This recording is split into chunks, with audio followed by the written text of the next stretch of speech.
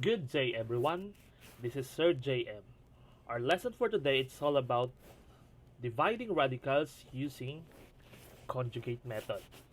Now, if we say conjugate method, we use conjugate method if our denominator in dividing radicals is binomial, as you can see in our example number 1. Now, we multiply both numerator and denominator of our given by the conjugate of our denominator. Now, if we say conjugate, if the sign of our denominator in our given example is negative, therefore its conjugate is the opposite sign. Okay, like this one, we have here 3 over square root of 3 minus the square root of 2. We multiply both numerator and denominator by its conjugate of our denominator. Now it becomes square root of 3 plus square root of 2 all over square root of 3 plus square root of 2. Now, as you can see, we have here the sign of our denominator here is negative, or the operation is subtraction. Its conjugate, the opposite sign ang gagamitin natin, which is addition. Okay. As you can see, same radical expression, but different in operation. Then, let's perform the indicated operation. Now, we have here 3. We just multiply it in square root of 3 plus square root of 2. Therefore, it becomes 3 times square root of 3 plus square root of 2 all over, okay, this one and this one also. Okay, we have here square root of 3 minus square root of 2 times square root of 3 plus square root of 2. Then multiply. We distribute 3 here. We have 3 times square root of 3. It becomes 3 square root of 3. Then we have here 3 times square root of 2. We have here plus 3 square root of 2. Then, in our denominator here, since we call this sum and difference of binomials, okay, tingnan nyo maigi yung magiging pattern natin dyan. If we multiply that, okay, we have here, we just multiply 3 square root of 3 times square root of 3. Again, square root of 3 times square root of 3.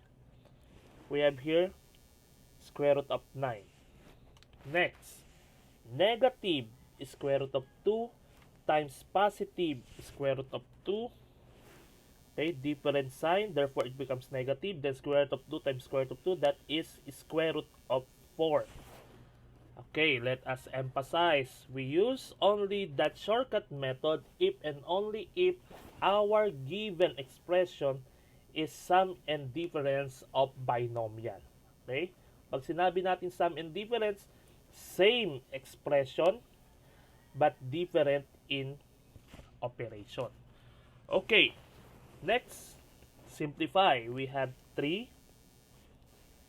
square root of 3, we just copy it, plus 3 square root of 2 all over. What is square root of 9? Let us extract. That is 3 minus. What is square root of 4? Yes, that is 2. Then we have here, copy again the numerator. We have 3 square root of 3 plus 3 square root of 2 all over 3 minus 2, that is 1. Okay, now since our denominator is 1, therefore kahit hindi na natin ilagay yan. Then what is our final answer here? Our final answer is our numerator. We have here 3 square root of 3 plus 3 square root of 2. And this is our final answer. Next, let's have example number 2. Okay, in example number 2, we have here square root of 5 plus 3 over square root of 5 minus 3. As you can see, again, we have here two expression, okay, in our denominator, but one expression is a radical expression. Therefore, we need to use conjugate method to eliminate, okay, to eliminate the radical expression in our denominator. Again, we use conjugate if and only if the given expression in our denominator is binomial in radical form. Okay? Now, we just copy. We have here square root of 5 plus 3 all over square root of 5 minus 3.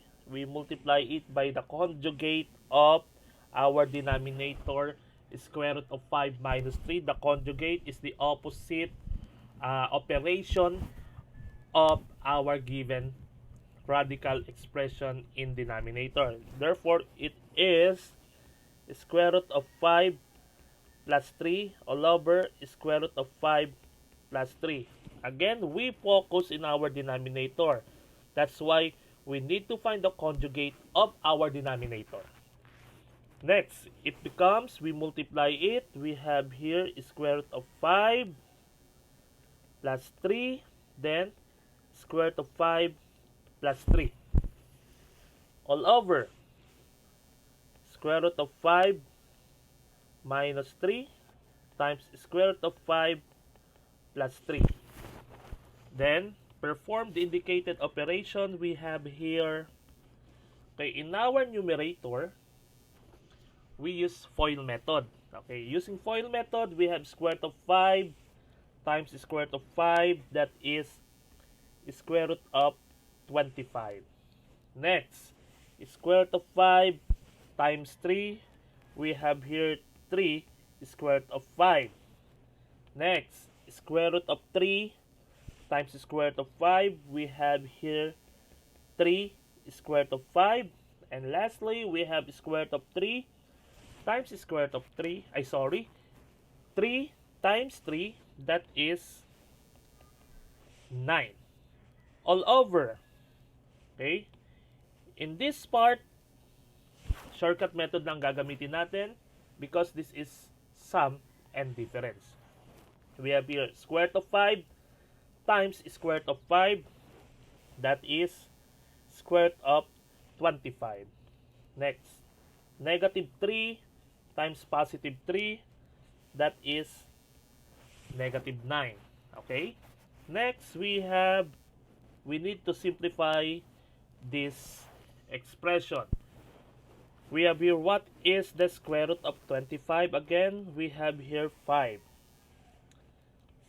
Now, addition of radical expression, we have same index and same radicand. Therefore, we add the numerical coefficient of the radical expression. 3 plus 3, it becomes 6.